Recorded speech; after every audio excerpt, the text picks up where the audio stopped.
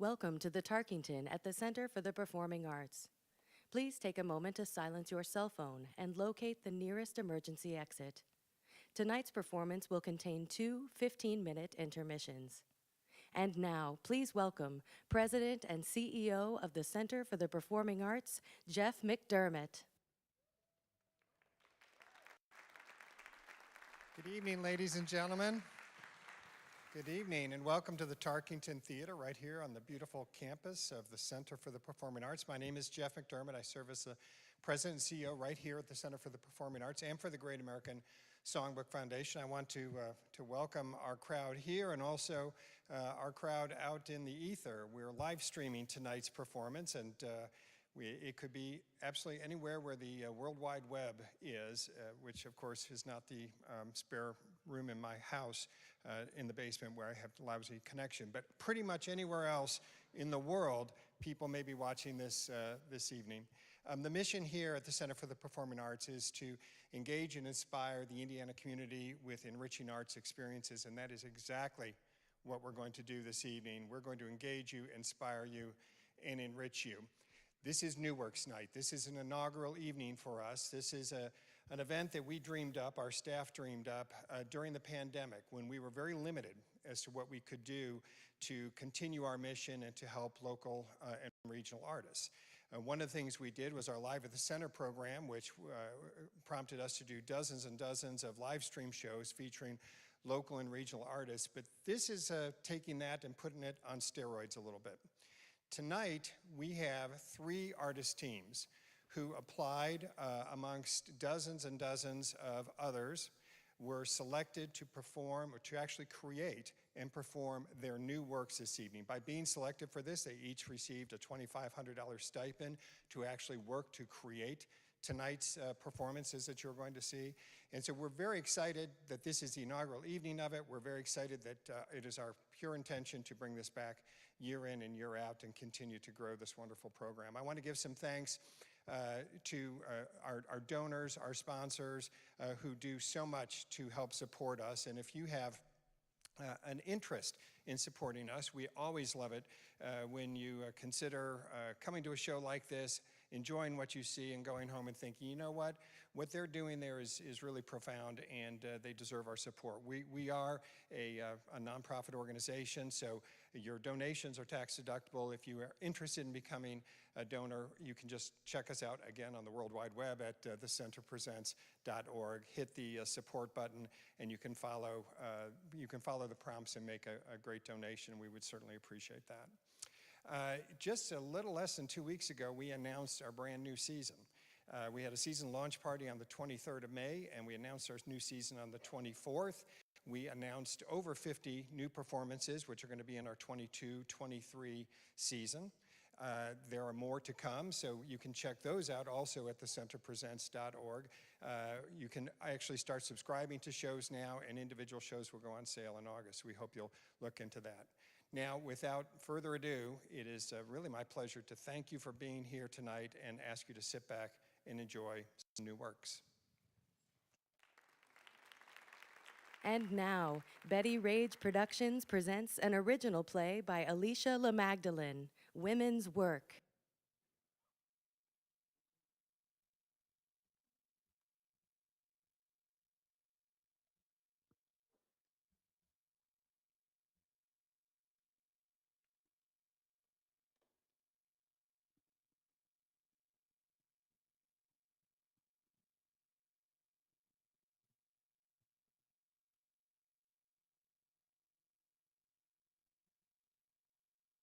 She works hard for the money, so hard for it, honey. She works hard for the money, you better treat her right. She works hard for her money, so hard for it, honey. She works hard for the money, you better treat her right.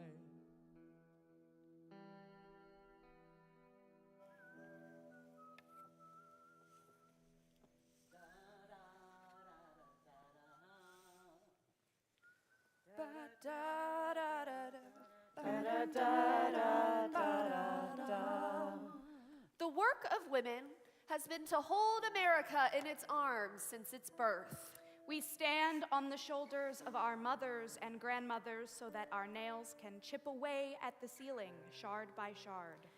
In brief moments, we sit at their feet by the fire, hear their stories, and learn to walk from the path they made. When I was little, they told me to have ambition, but not too much ambition. So I became a nurse.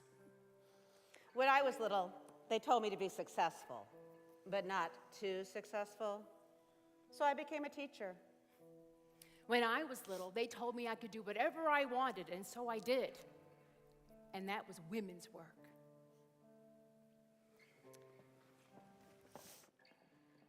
Goodbye, Jack. Goodbye, Sue.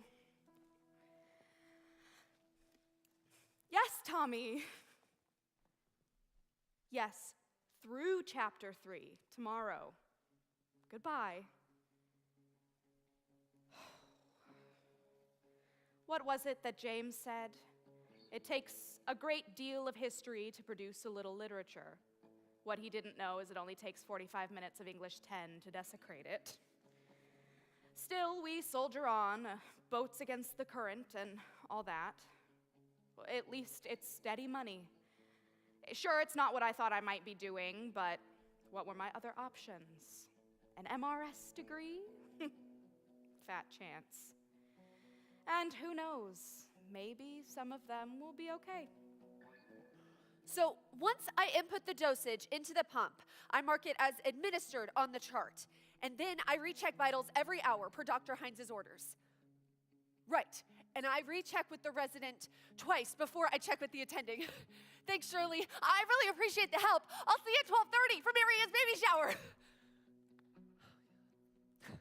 Things do move a lot faster here than in my clinicals. Guess it's just all part of the excitement. The client wants success. The client wants success. You are a success, Carol. You are a success. I guess I am a little nervous. This is my first client, Pittman, Pontiac, and Chevrolet. That's right, cars. I don't have a mechanical bone in my body. Yesterday, I jammed the mimeograph 3 times. But I've got this. I I just have to find them a new angle. That's 1970, and what's newer than a female account executive? Well, junior executive, but still, I'm going to Mr. Pittman.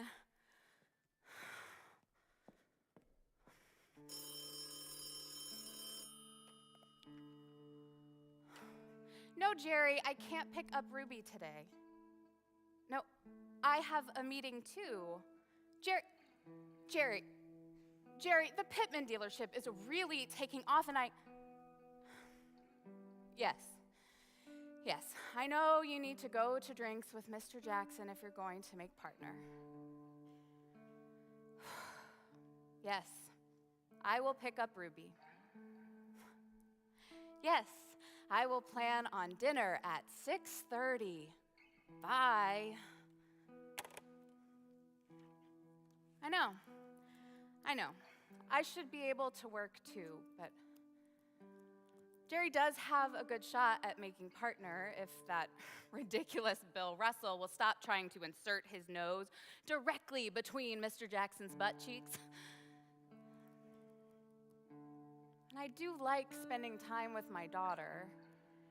Ruby's head will only have that little baby smell for so long, and I can already feel it fading.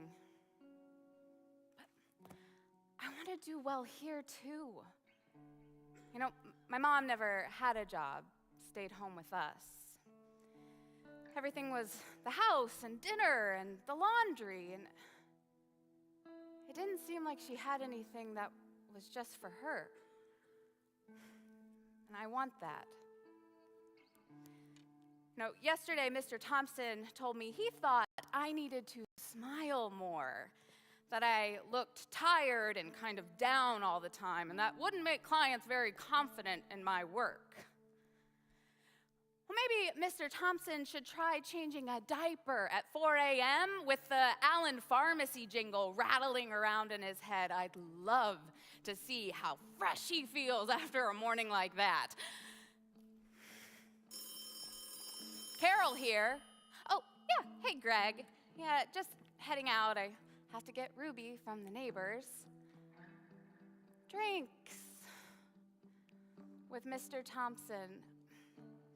No, maybe next time? Thanks.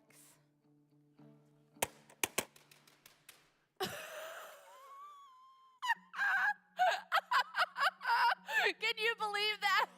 Dr. Hines is his wife, off with the pool boy after 9 months. Must have been some pretty great pool service. and it was his second wife, too. Well, you know what they say. The bigger the ego, the smaller the... Good morning, Dr. Hines. Yes, Nurse Hinesdale and I were just discussing Mr. Anderson in 203B. He seems to be doing much better. Yes, his heart rate has come down, and we can likely lower his dosage of quinidine. Yes, of course, doctor. That's your call. He just seemed... Of course. Nothing until you've had the chance to see him. Thank you, doctor. How that man has been married twice is a wonder to me. If there's one good thing I've learned over this past year, it's that his morning shower and obsession for men always lets you know when he's coming.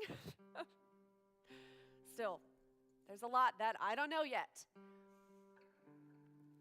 Shirley's been really helpful.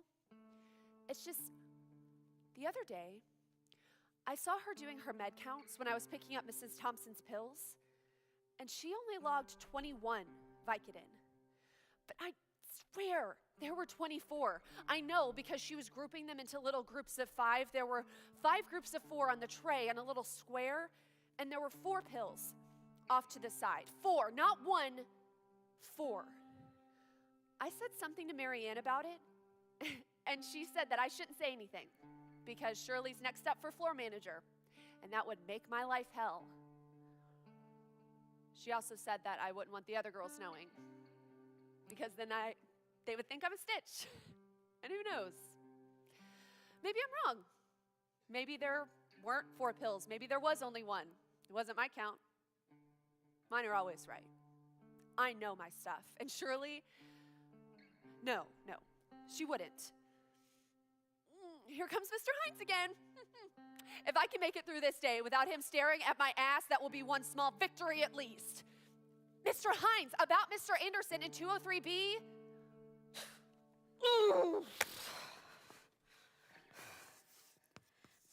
I cannot believe that man. Ugh, The students don't take you seriously, Miss Martin. You can't be their friend, Miss Martin. We need to be tough on them and teach them the appreciation that they'll need for authority in the real world. Well, I guess that your background as a PE teacher and gym coach never informed you that blind appreciation for authority rarely works out in the real world, Principal Gray. So much of this school is stuck in this picture of post-war Americana. These tiny houses in tiny rows with their tiny families and their tiny yards, grilling hot dogs behind a white picket fence. And everyone just ignores these cracks splintering across the foundation. I bet he doesn't even notice the smudge in Mrs. Gray's mascara when she greets him at the door with a martini after a day at work. She's probably been bawling her eyes out from all the blind authority that he shows in the bedroom.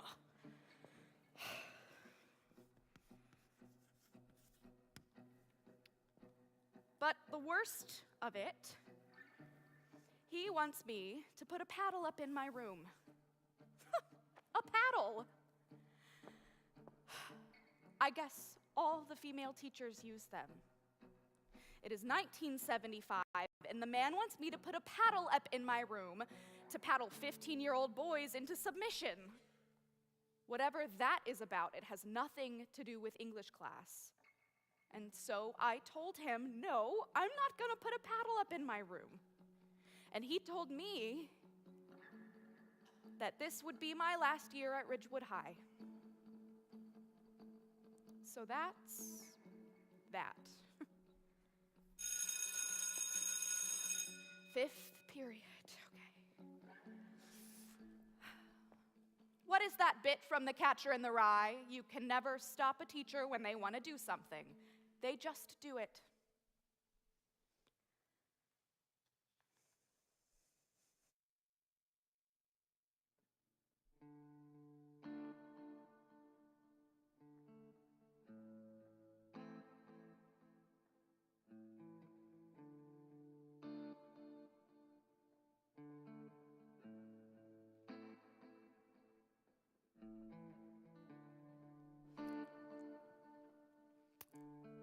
Ms. Maxwell's blood pressure has returned to normal, but Mr. Johnson in 224A is still agitated.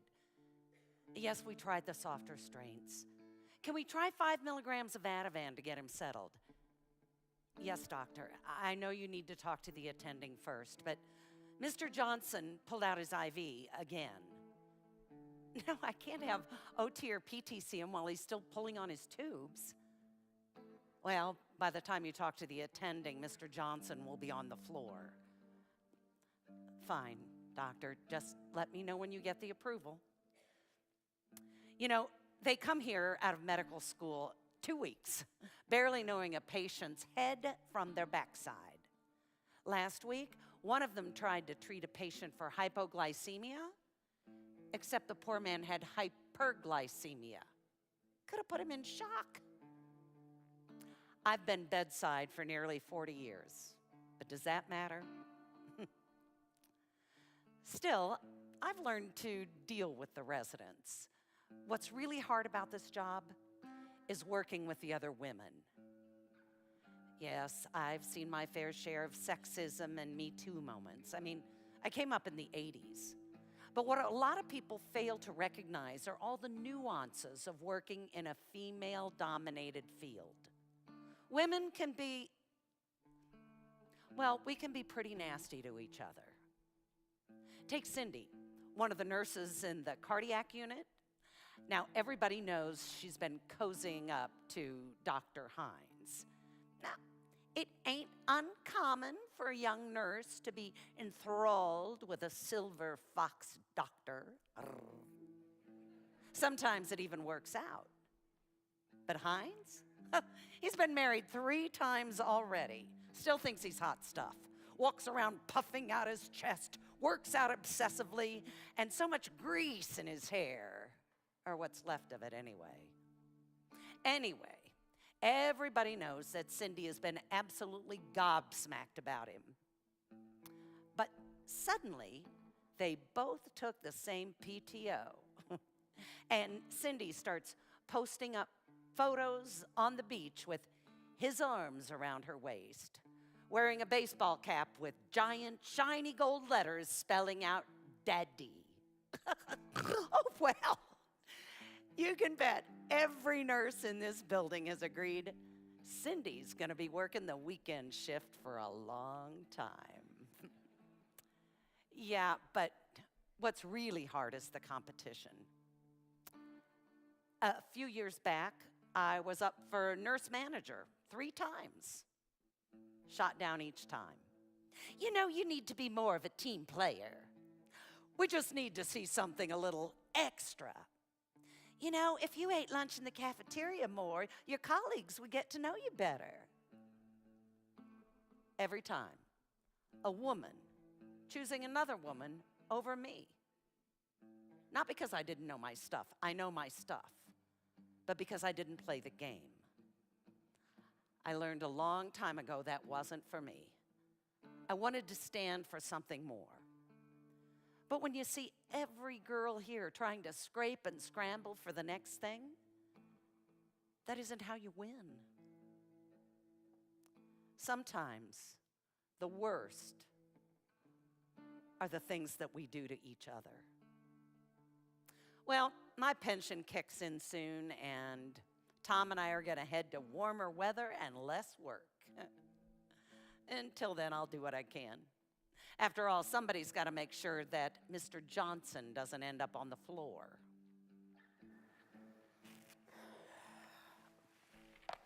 Another August, another year. What's that Dickinson quote? There is no first or last in forever. It is center, there, all the time. I won't be surprised if 10 years from now, some biographer finds that Dickinson was secretly a sophomore English teacher. But I do love the kids. They're a mess, some of them. All angst and outward independence, covering the inner lack of self-confidence. I'm just glad the grunge phase stayed in the 90s. At least now a few of them appear to regularly wash their hair. But beneath all that bad hygiene, they have potential. All of them. The other week, I came in to set up my classroom, and in walks this sharp-dressed young woman. A fresh hairdo, could have stepped out of a magazine. She looks a little familiar around the eyes, so I say, hello. Ms. Martin, she says, it's Rachel Egerton. And I look, and there beneath the eyeshadow and flawlessly applied lipstick is the frizzy-haired girl who used to sit in the back of the class, draw in her notebook, and never turn anything in. She says she knows it's been a while. She hasn't been this way in years. Her parents moved the family out to Oregon, but she's interviewing for a job here. VP of sales for some corporate juggernaut I've never heard of. And she wants to thank me. Me. I barely knew she was conscious most of the time. She says my classes were her favorite classes because I let her draw during the discussions. Apparently, most of the teachers took away her notebook. She says she's sorry she didn't do more work, but she always felt safe in my class.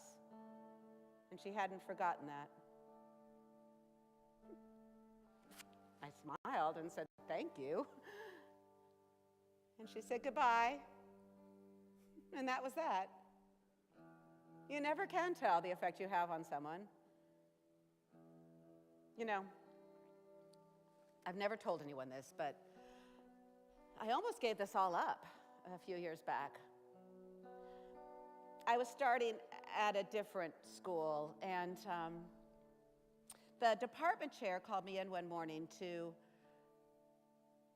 discuss the curriculum I was covering. He had this couch in his classroom, and I sat on it, and he sat next to me, and we talked about the curriculum. And this guy, at the time he was going through a horrible divorce. The whole school knew about it. And he leans over at one point. He doesn't touch me, but he leans over and he says, you know, if you ever wanted to talk to me about your sex life, I'd want us to be able to talk about that so we could connect. For a half step, I didn't know what to do. And then I stood up and walked out. Not out of the building, but I thought about it. Everything I had been through, I was ready to chuck it. But instead, I went back to my class and I taught first period. And then I taught second period, and I just kept going. I never told anyone. I just kept thinking I brought this on myself. I mean, I sat on the couch. Anyway, he never said much to me more after that. And 2 years later, I moved on to Rachel and the waves of students yet to come. Maybe they'll do their homework. Maybe they won't work at all. Maybe they'll draw cartoons in their notebooks and drum with their pencils on their desks, but whatever they do, they'll be safe here. That's the bell. Yes, Mr. Thompson. Yes, I'll get those documents to you directly. Yes, Pittman, yes, sir. Give Dan Pittman my regards. Goodbye.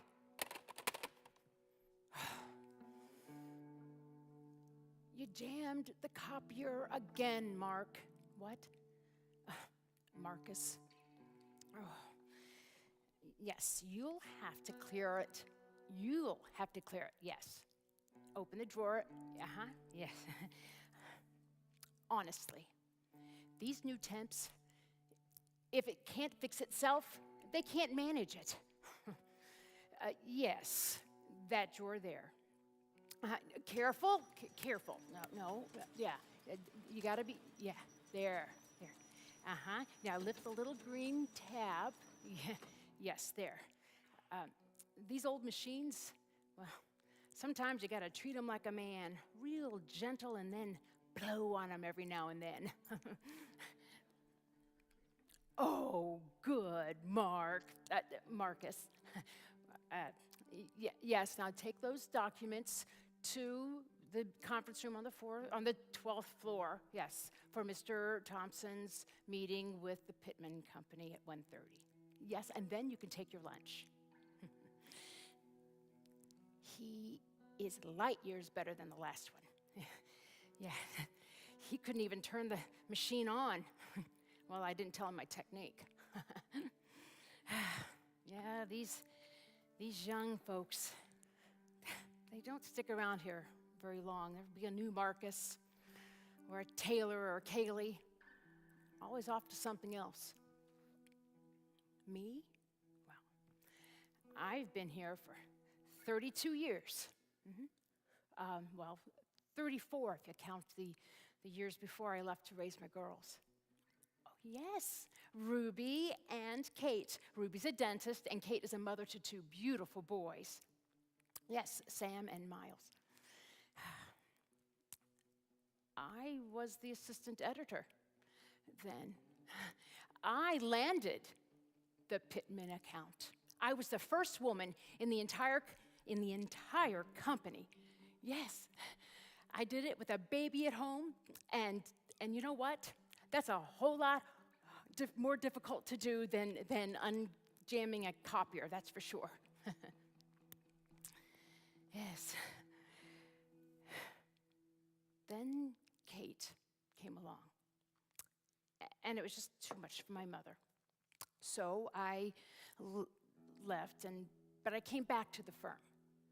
Yeah, I did after the girls grew up, and well, everyone else had moved on, moved up.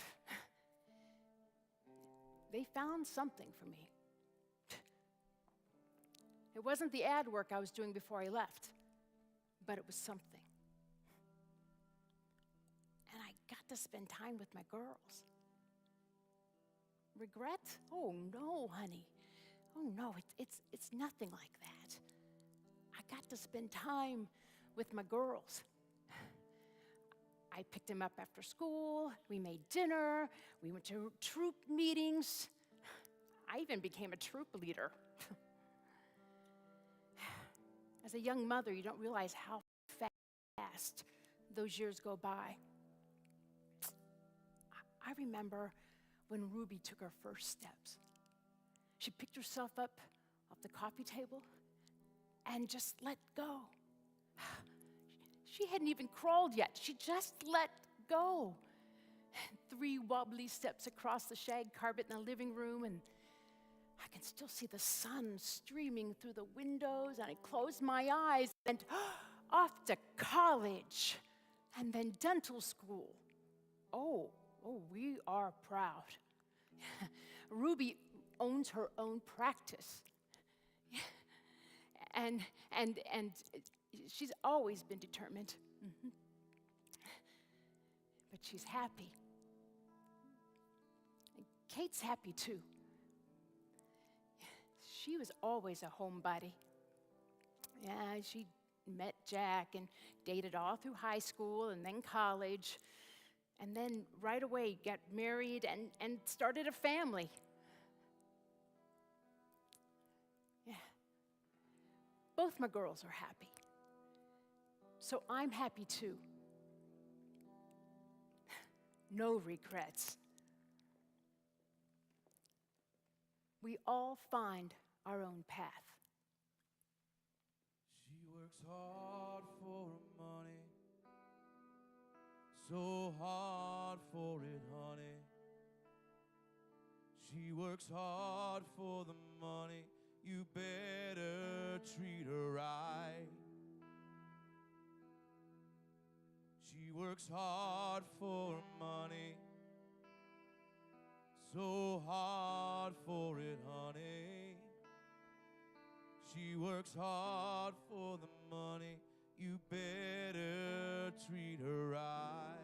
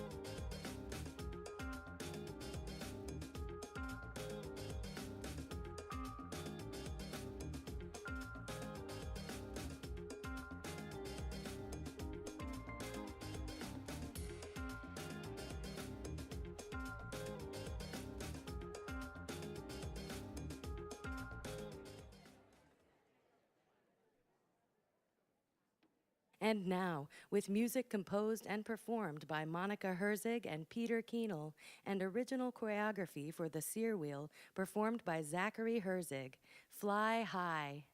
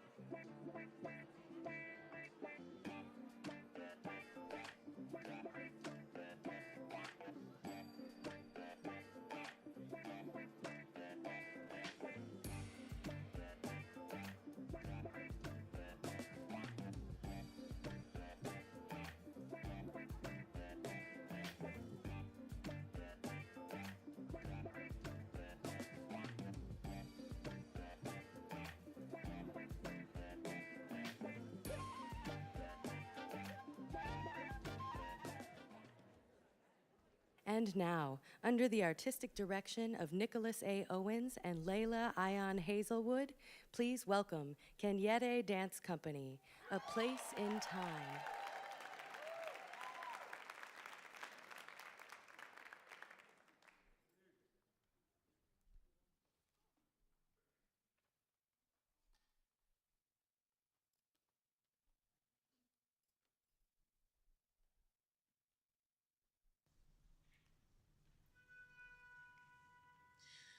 My light body likes your light body.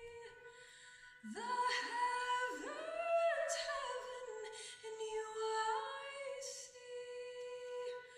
Like soft feathered swallows, swayed sorry snaked against peony skies. Magic blossoms, dark mist dims your eyes. Sin sighs, deep under the weight of godly spies. Who saw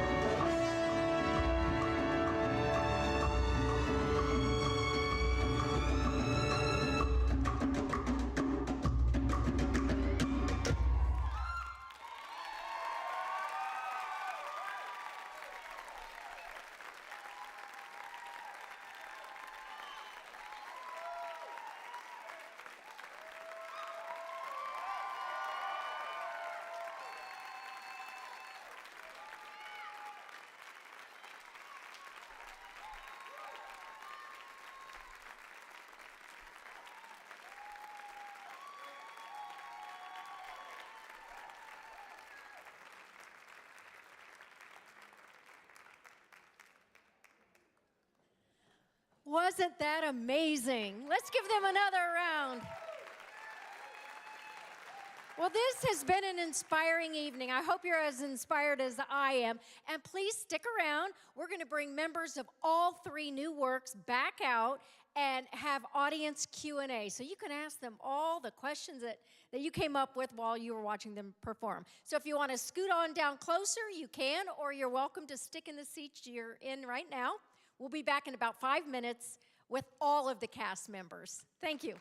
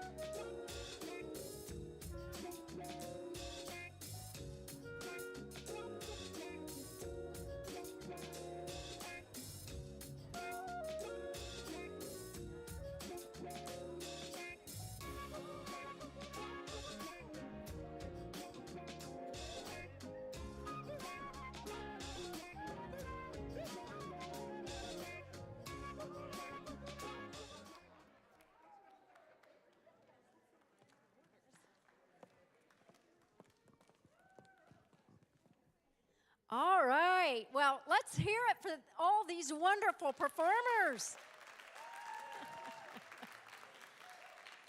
All right, we don't want you all to be shy. We know you have a lot of questions, and if you don't, I do. So we have some microphone runners. So does anybody have the first question they're dying to ask? Oh, right here in the center. What is the weight of the ring that you're... The searing. The searing? Here's the mic. It's 5 pieces of steel that, wait, okay, thanks. Talk into it. Yeah, it's 5 pieces of steel. You take it apart, you put it together, and it does the thing. It's called a sear wheel. It's named after the man who made it, developed in Montreal, like in early 2000s. Yeah, there's not much more to it. How much does it weigh? I've used a 35 was on stage, 35 pounds, 25 is one that I used back in Philly, and then my other one is 30 pounds. Wow, and does it come apart so you can travel with it? Yes. Yeah. Great. Well, Zackary, as long as you have the microphone, I'm going to ask you, and I've known your mom for years. She's a wonderful musician. What are some of the pros and cons of working, creatively with your parents? I have all creative liberty to do what I want. Good answer. I don't have coaches yelling at me. All right, who else out here has a question for us? There's one up here.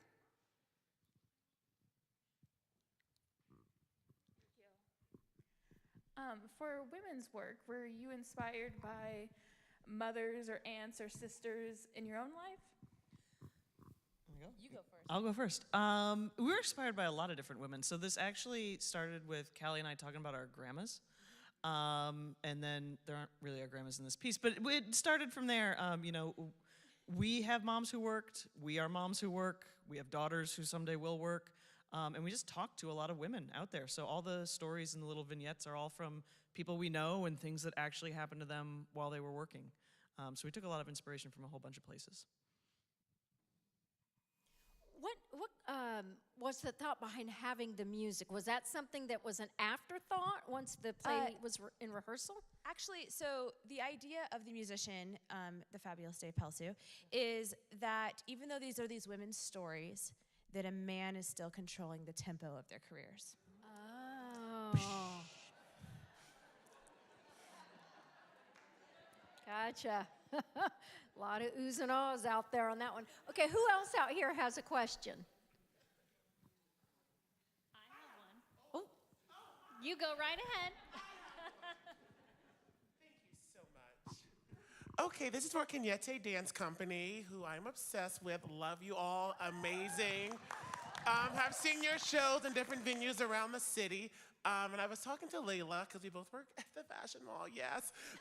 And she was saying this is unlike something that you've ever done before. So like, what was this journey? And how was it different from like some of the shows that you've done in the past? Hi, Jonathan. Hi, everyone. My name's Ayan Hazelwood. I'm one of the choreographers for that last piece. And that piece was definitely a journey, I will say that. A 20-minute ballet is very intense, and we broke it down into 4 parts. So that was kind of fun, kind of just having these different stories connected to create that big piece that you saw. The music was really the inspiration behind it all. Nicholas received this music from the uncle of Hannah Ben. Is Hannah Ben here? Hi, Hannah Ben, can you stand? This is the composer for the music that you heard. And the vocalist, yes.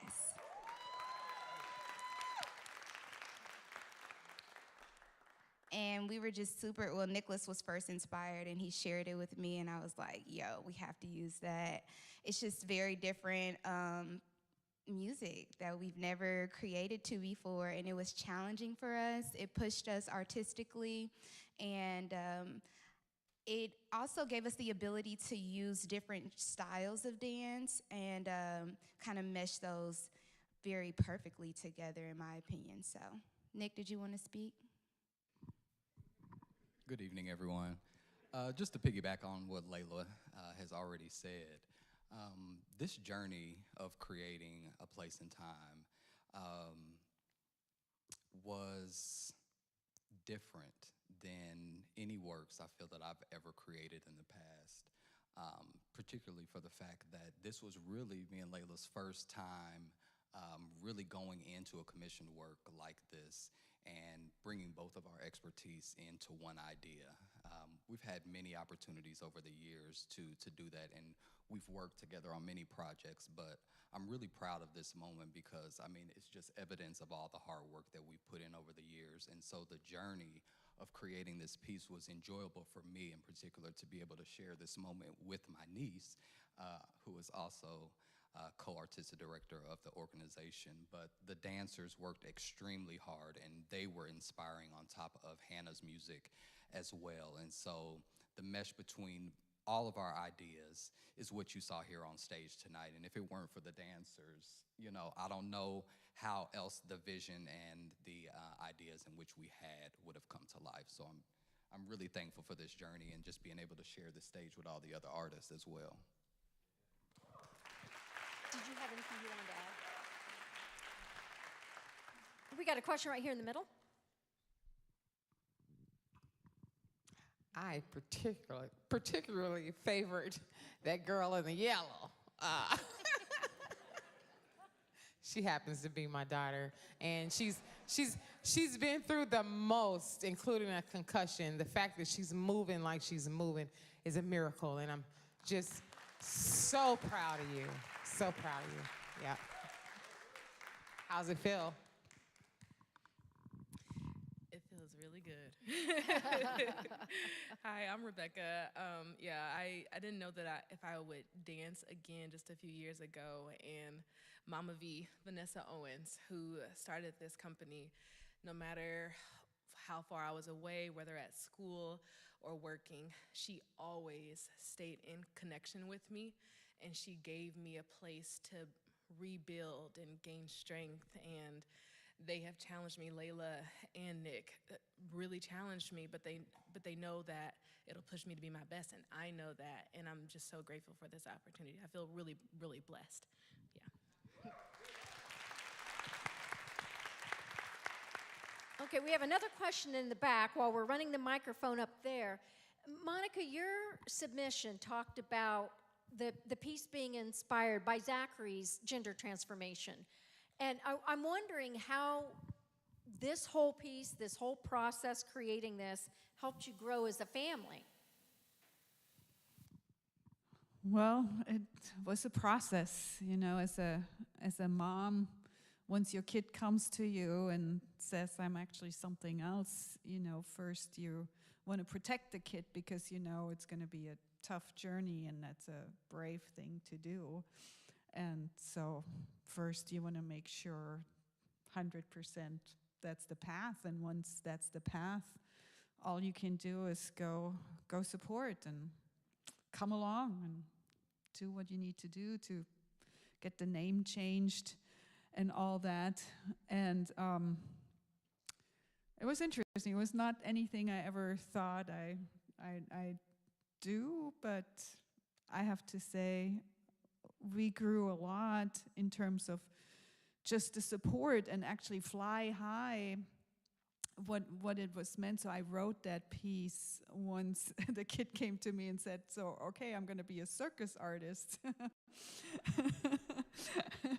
And then you know, with us, both of us being jazz musicians, you can't really say, well, go get a real job.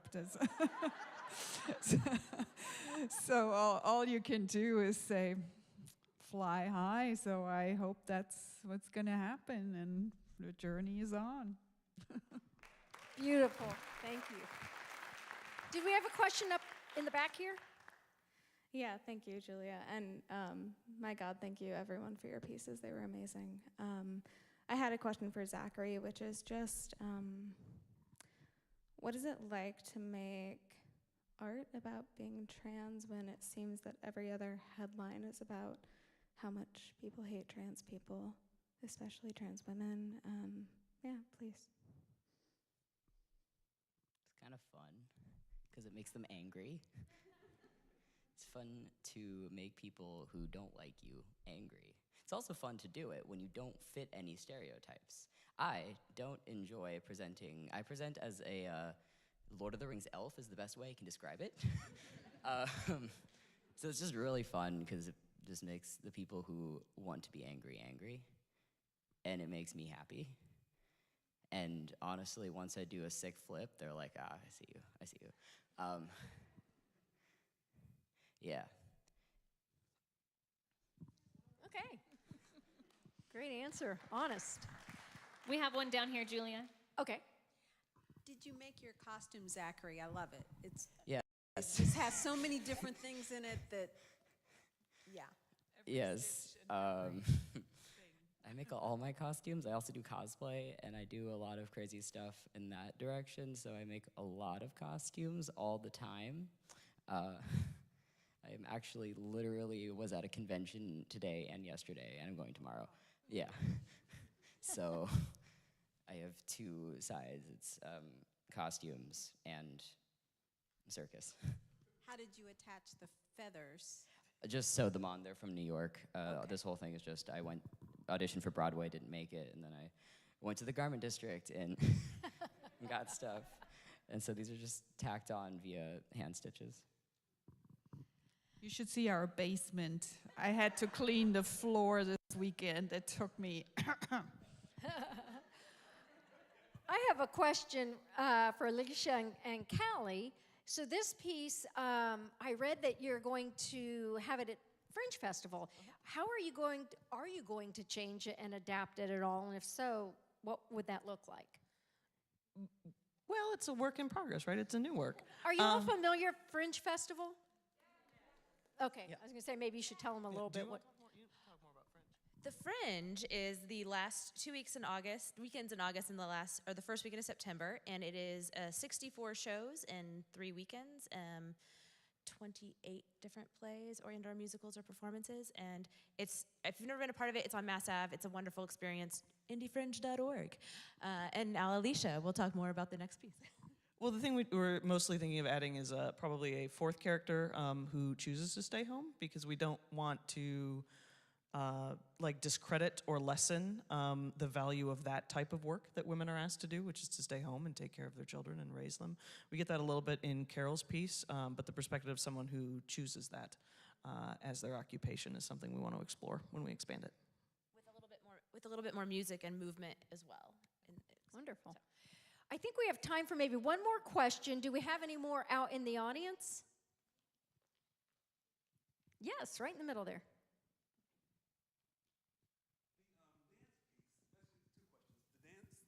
The dance piece, can you explain the meaning behind some of the visuals that you had up there?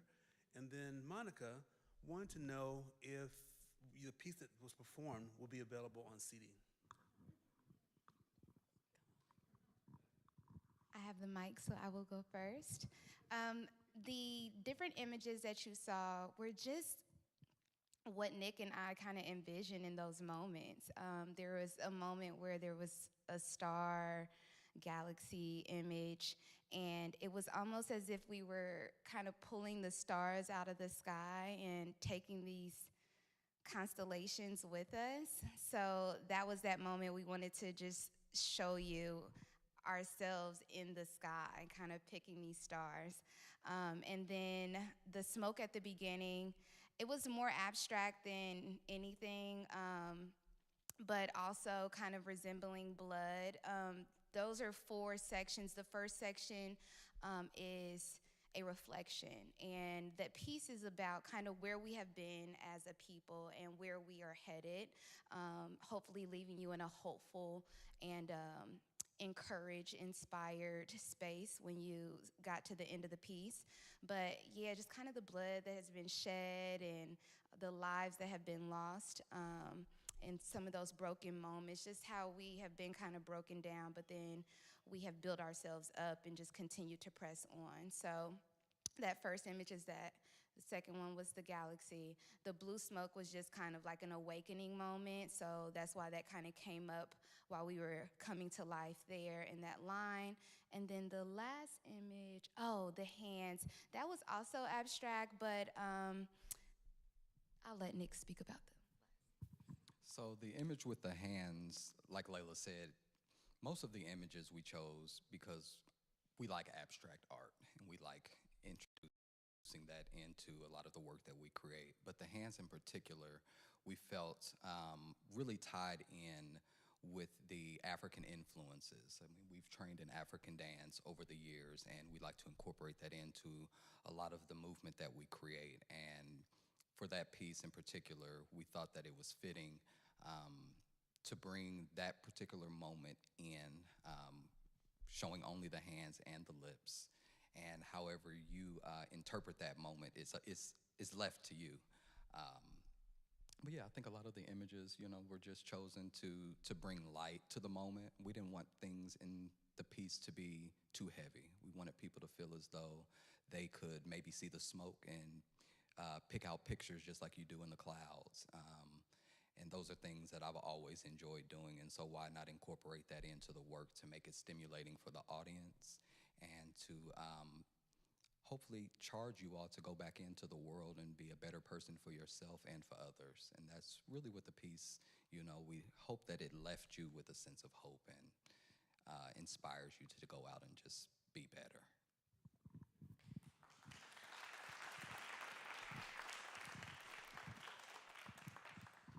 And I really appreciate the question about the CDs.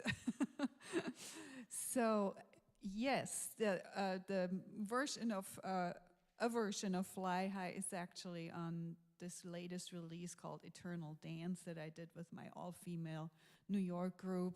We actually just came back from Europe doing a pretty large tour. And I did a terrible job tonight with the merchandising and didn't set anything up. But on the website, Monika with a K, Herzig.com, there's the shop. So it's on the Eternal Dance one. And supporting musicians by doing that and getting these archaic mediums, even though you might just use them to throw frisbees, it's okay. It helps so much because the streaming era is not kind to our financial well-being, so much appreciated. Monika, what's the name of your all-female jazz group? Sheroes. Sheroes. Yeah. Sheroes. Wonderful. Well, again, I want to thank these amazing artists. I want to thank the, thank you. The selection committee had a great task in front of them. We had over 30 submissions, and to narrow it down to 3, and they were all wonderful submissions. We hope to see you back here at the center very soon. Our resident companies have performances throughout the summer, and then our Center Presents season kicks off again in September. So thank you for coming tonight, and we hope to see you back real soon. Thank you.